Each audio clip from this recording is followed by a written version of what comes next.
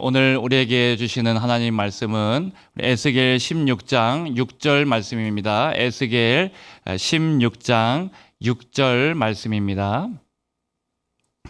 같이 읽겠습니다. 내가 네 곁으로 지나갈 때에 네가 피투성이가 되어 발짓하는 것을 보고 네게 이르기를 너는 피투성이라도 살아있으라. 다시 이르기를 너는 피투성이라도 살아있으라 하고.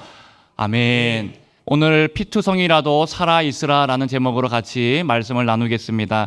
여러분, 우리 기독교의 본질과 기독교의 정신을 한 줄로 요약한다면, 그리고 성경에 나오는 많은 주제들의 이야기들을 하나로 요약한다라고 한다면은 하나님께서 잃어버린 사람을 되찾으셔서 회복시키시는 이야기가 라고 할 수 있습니다.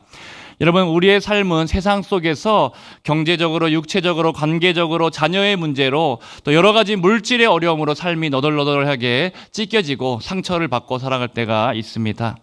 여러분, 그래서 우리가 세상 속에서 아파하고 또 고단하게 지쳐가지고 넘어져 있는 그런 삶을 살 때가 있다라는 것이죠. 우리 요즘에 생각해보면 어떻습니까? 고유가 시대에 우리가 지원금을 받아도 물가는 너무나 이렇게 높이 뛰어 있고 주유소에서 주유하기가 참 두려운 그런 시대를 보내고 있습니다. 장보기도 굉장히 무섭죠. 여러분, 또 이렇게 경제적인 문제뿐만 아니라 건강의 문제도 생각해 보시면요, 건강 문제 때문에 기도 중에 계신 우리 성도님들이 많이 계십니다. 하나님이 빨리 고쳐주시면 좋겠는데 아직 응답이 없으셔서 힘겹게 기도하면서 믿음으로 싸우고 계신 우리 성도님들이 우리 중에 몇 분 계십니다. 여러분, 그분들과 함께 같이 기도하면서 그 마음이 어떨지 헤아려 보지만 다 헤아리지 못할 그런 아픔들이 우리 성도님들 가운데 있을 것입니다. 여러분, 그때 오늘 말씀 피투성이라도 좋으니 살아있으라 두 번이나 반복해서 그렇게 말씀하시는 이 하나님의 말씀이 세상 속에서 피투성이로 찢겨지고 또 고단하게 지쳐서 살아가고 있는 우리 분들이 계시다라면은 우리의 삶을 회복시키시는 하나님의 말씀으로 들려지게 되시기를 주님의 이름으로 축복합니다. 여러분, 오늘 에스겔의 말씀은 배경을 먼저 한번 생각해 보겠습니다. 하나님의 심판이 이제 곧 임했으니까 경고하고 너희가 그 심판을 피하라는 말씀이 아닙니다.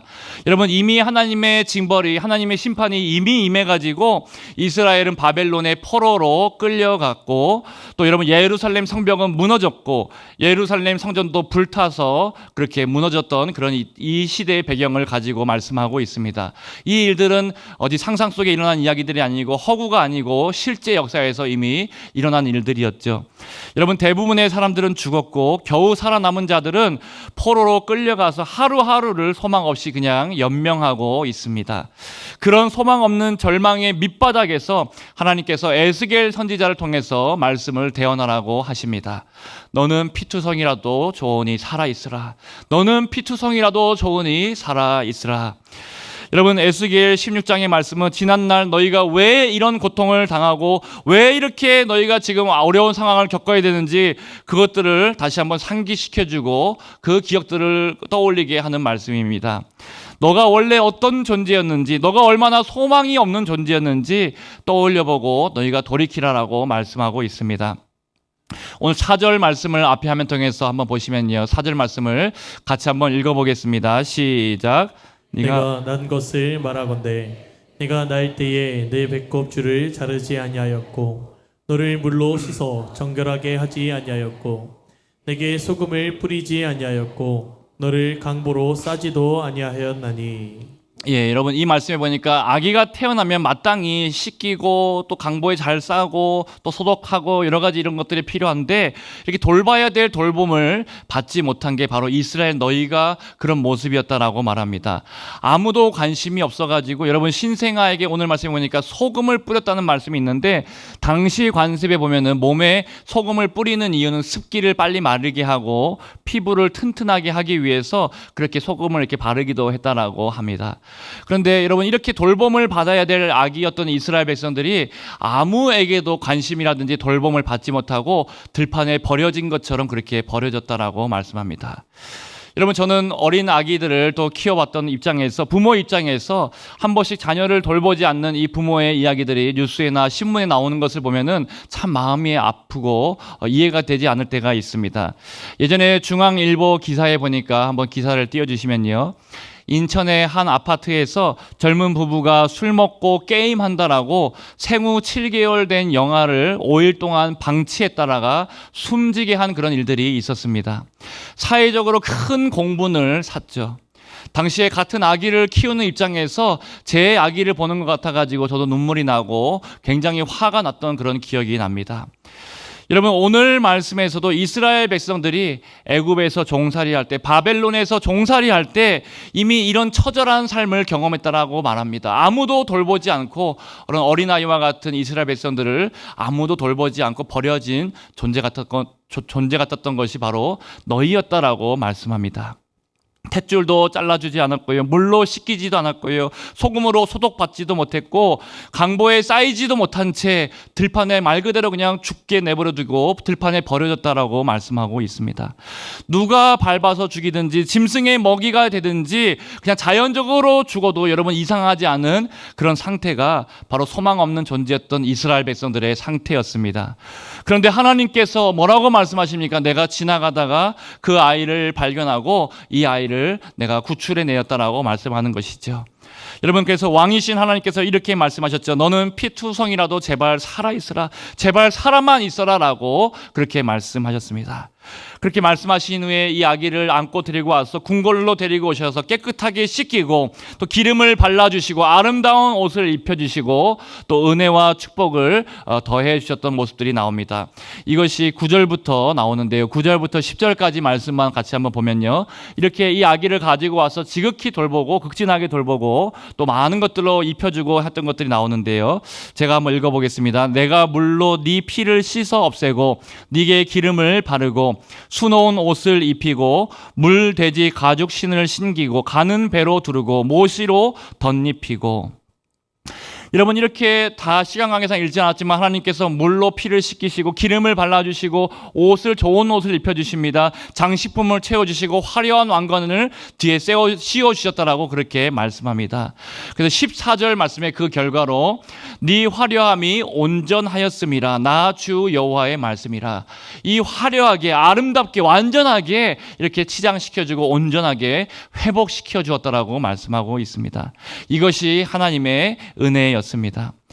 여러분, 이 피투성이 같은 갓난아기 같은 이 존재를 하나님께서 살려주시고 종으로 삼으셔도 괜찮은데 그것이 아니라 왕비처럼 존귀하게 여겨주시고 영광과 명예를 그 위에 씌워주셨다라는 것이죠. 그런데 나중에 뒤에 있는 말씀들 시간 관계상 읽지 않았지만 이 여인이 어떻게 합니까? 그들이 하나님께 받은 식량을 가지고 우상에게 제사를 드렸고 하나님이 주신 자녀를 가지고 우상에게 바쳤습니다. 하나님이 주신 화려한 옷을 가지고 옷과 보석으로 자신을 치장한 뒤에 거리에 나아가서 음행하는 여인으로 그렇게 살았다라고, 이것이 바로 이스라엘의 모습이었다라고 말합니다. 하나님을 떠나서 영적으로 간음하고 우상 숭배하는 그 모습들 보여주고 있습니다.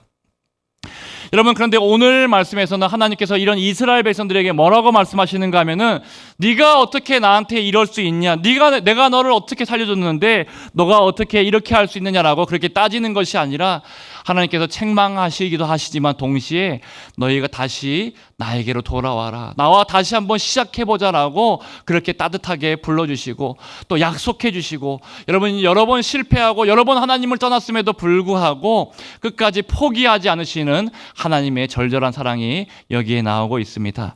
우리 에스겔 16장 마지막에 우리 마지막 모습을 보시면 반복해서 이렇게 말씀합니다. 60절 말씀을 한번 보실까요? 60절 말씀에 보면, 그러나 내가 너의 어렸을 때에 너와 세운 언약을 기억하고 너와 영원한 언약을 세우리라. 62절 말씀에도 언약을 세우겠다라고 또 한 번 말씀하시고요, 63절 말씀에도 이는 내가 네게 행한 모든 일을 용서한 후에 네가 기억하고 놀라고 다시는 입을 열지 못하게 하려 함이니라, 주 여호와의 말씀이니라. 여러분, 하나님께서 용서하시고 다시 기회를 주셔서 회복시켜 주시겠다라고 끝까지 포기하지 않고 반드시 살리고 회복시키시겠다라고 이렇게 오늘 말씀이 마무리하고 있습니다. 여러분, 이것이 하나님의 마음이고요, 우리를 향하신 하나님의 마음이고 또 하나님께서 우리에게 주시는 하나님의 말씀인 줄로 믿습니다. 하나님은 우리를 끝까지 포기하지 않으시고 끝까지 우리와 관계를 이어가시고 우리를 끝까지 책임져 주시는 분이 좋으신 우리 하나님 아버지이신 줄로 믿으시기를 축복합니다. 저는 그래서 오늘 이 말씀이 우리 가운데 역전의 말씀, 또 소망의 말씀으로 우리가 붙잡아야 될 그런 믿음의 말씀이 되기를 축복합니다. 여러분, 우리 삶 가운데 고난과 또 끝이 보이지 않는 어둠의 터널이 있다라고 하더라도 반드시 하나님의 반전의 드라마와 또 역전의 포인트가 우리가 이 말씀을 통해서 만나게 됩니다.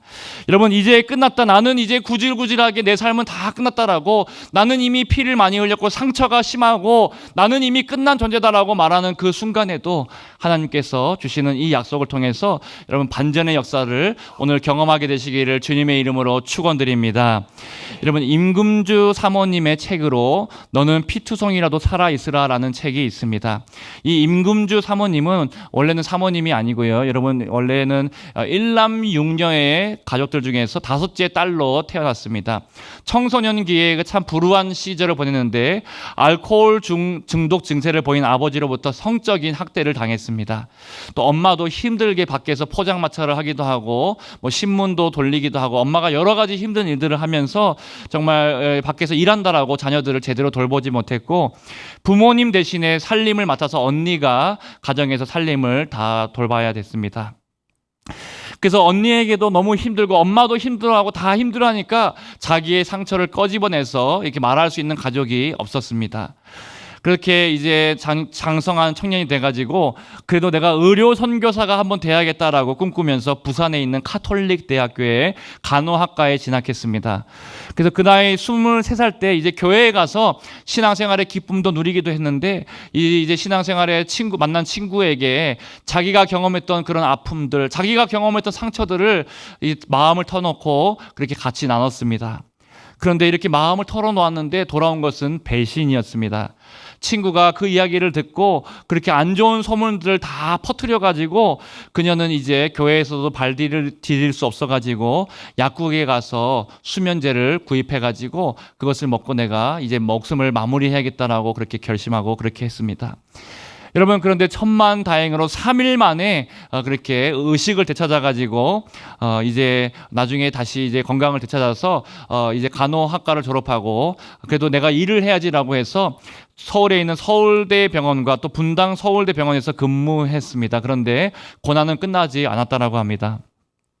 그녀가 32세가 되었을 때 생일날에 남편이 대장암 사기라는 소식을 듣게 됩니다.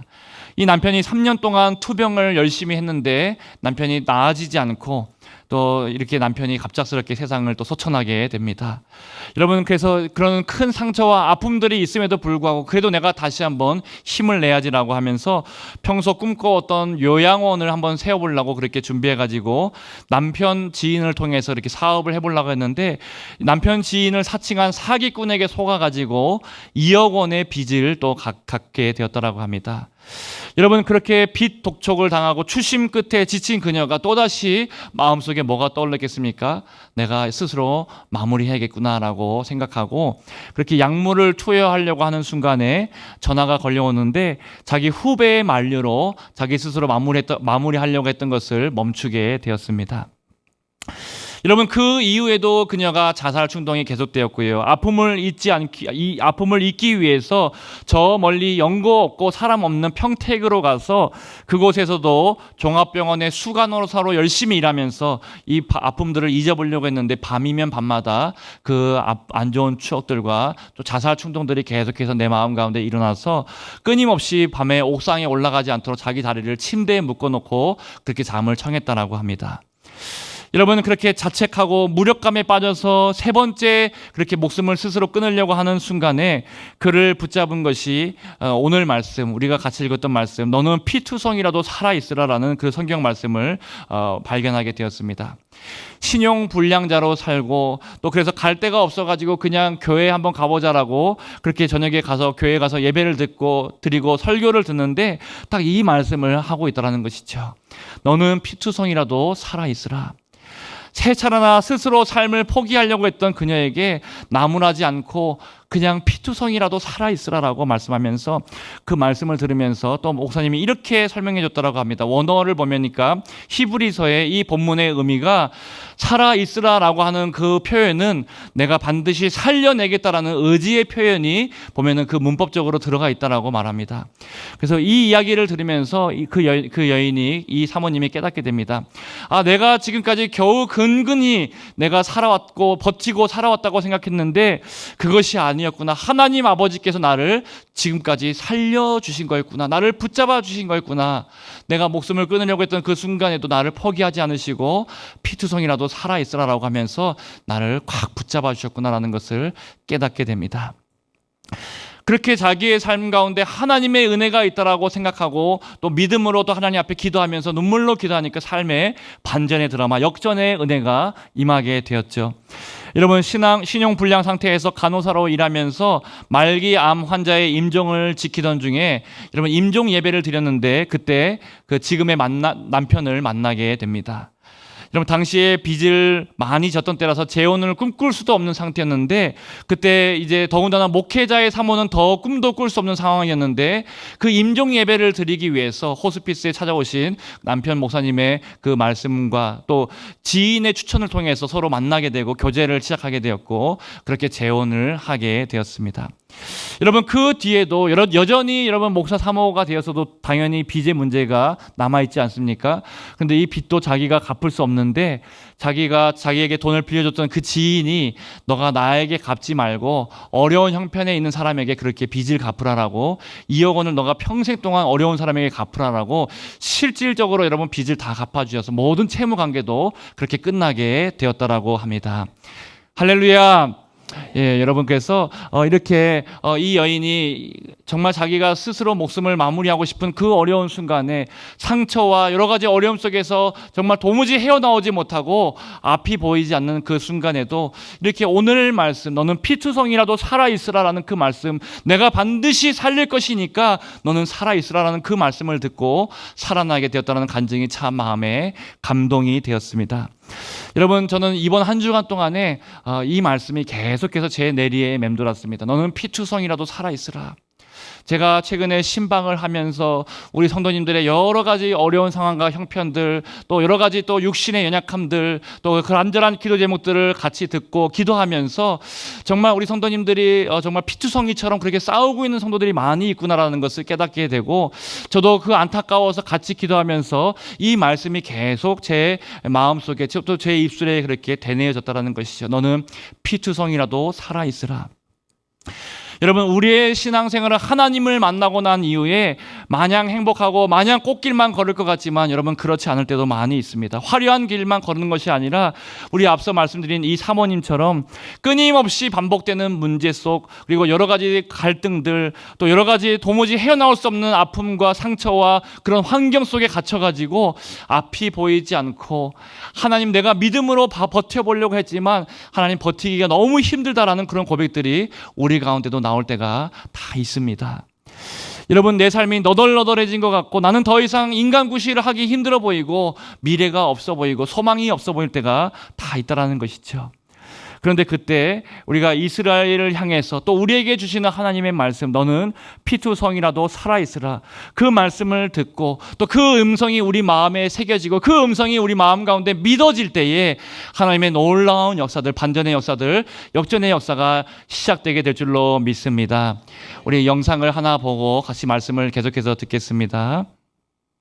여러분 이 베이비캠을 간호사가 끈 줄 알고 그렇게 방송이 계속 송출돼가지고 우연히 이제 엄마가 듣게 된 거죠. 간호사의 말이 지구야 너무 이뻐, 너무 이뻐, 사랑해, 이렇게 계속해서 축복의 말들, 사랑의 말들 해주는데, 여러분 그 말을 듣고 우리 지구도 정말 힘든 순간을 잘 이겨낼 수 있었을 것이고, 그 엄마도 어려웠던 순간들에 큰 마음의 위로와 감동을 받고 그렇게 잘 이겨냈을 것이다라고 생각이 됩니다. 그래서 지구가 그때가 이제 3년 전의 이야기인데, 지금은 3살인데, 제가 찾아보니까 3살인데 또 많이 회복했다라고 그렇게 기사들을 보고, 이제 병원에 있지 않고 잘 회복해서 건강하게 엄마랑 같이 잘 있다라는 이야기를 보고 참 마음이 뭉클해졌습니다. 여러분, 오늘 우리도 마찬가지입니다. 우리에게도 하나님께서 이 음성을 계속해서 들려주시는데, 이 하나님 아버지의 음성을 우리가 들을 수 있어야 됩니다. 지구에게 그 간호사가 계속해서 아이고 예뻐, 아이고 예뻐 하면서 너무 귀엽다라고 말하면서 너가 정말 사랑스러워 라고 하는, 너를 사랑해 라고 하는 그 음성들, 하나님께서 사실은 우리에게 계속해서 하시는 하나님 아버지의 음성입니다. 너가 괜찮아질 거야, 너가 피투성이라도 조금만 살아있고 조금만 더 버티라고 말씀하시면서, 그러면 내가 반드시 살릴 거니까 조금만 더 참아달라고, 조금만 더 견디라라고 그렇게 말씀하시는 그 주님의 음성을 우리가 들을 수 있기를 축복합니다.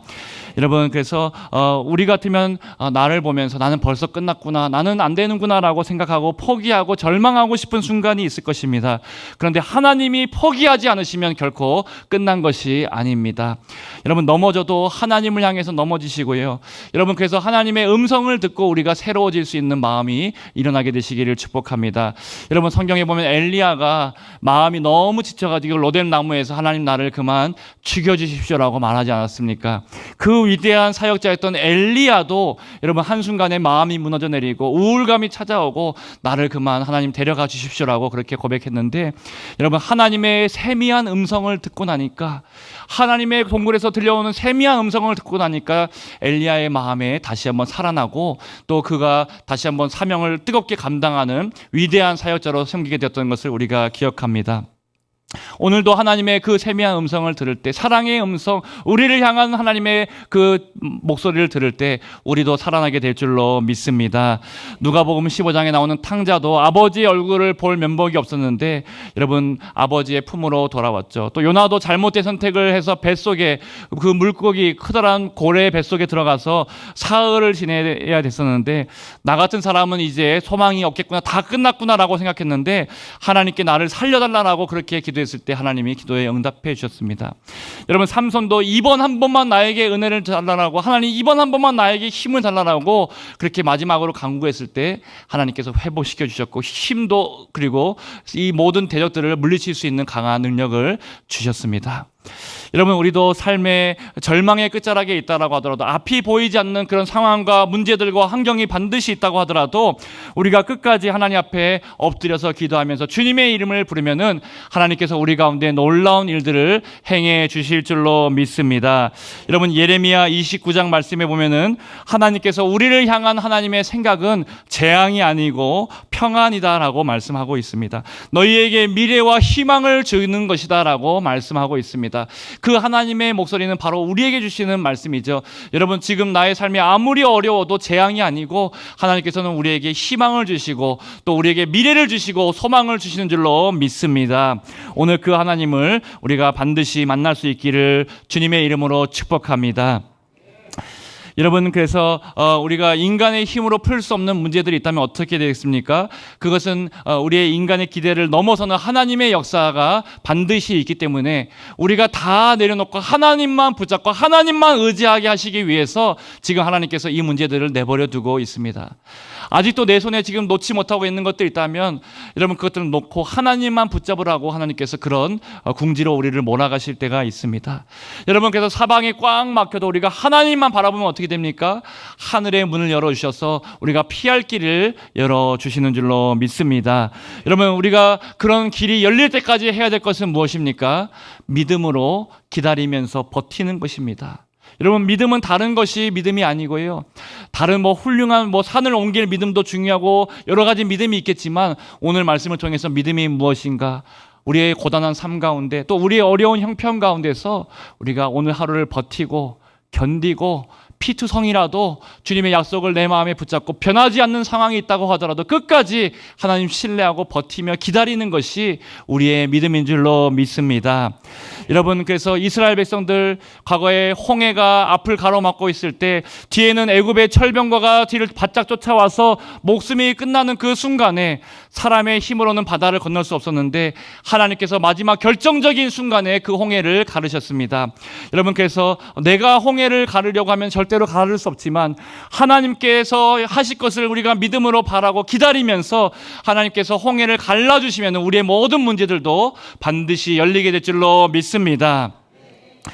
제가 저번에 새벽 기도 때 한번 말씀드린 적이 있는데 얼마 전 미국과 이란의 전쟁에서 미국 비행기 조종사였던 장교가 비행기가 격추되어서 혼자 이제 그 탈출하여 가지고 이란 땅에 떨어졌다는 이야기를 드린 적이 있습니다. 정말 그 적진의 한복판에 그 장교가 홀로 떨어져 가지고 이란의 모든 군대들이 그를 쫓을 때 물도 없고 아무것도 없는 그 광야 속에서 버려진 것 같은 시간을 이 장교가 보내야 했습니다.